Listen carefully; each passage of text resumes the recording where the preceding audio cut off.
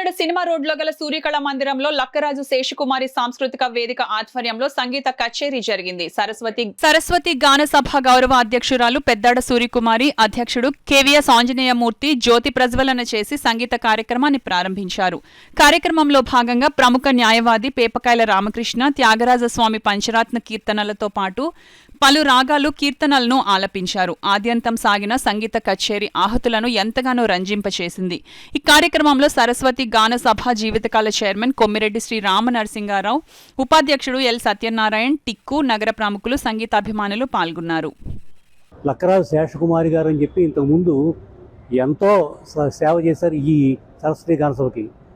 వారి పేరుని జరుగుతున్నటువంటి ఒక కచేరీ ఇవాళ మా కార్యదర్శి అయినటువంటి పేపకాయల రామకృష్ణ సంగీత కచేరీ చేస్తున్నారు. ఇవాళ సాధారణంగా సెక్రటరీ అనేవాళ్ళు ఎగ్జిక్యూటివ్ పనులు చేస్తూ ఉంటారు.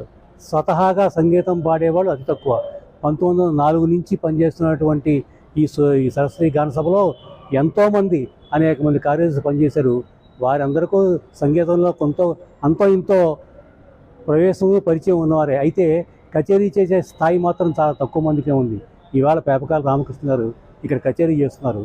ఇప్పుడు మన లీడింగ్ లాయరు దురిశెట్టి శేషప్పారావు గారి దగ్గర ఆయన జూనియర్గా పనిచేసి ఇప్పుడు ప్రాక్టీస్ చేస్తున్నారు.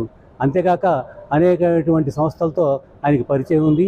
ఆయన పబ్లిక్ ప్రాసిక్యూటర్గా కూడా పనిచేశారు ఆయన.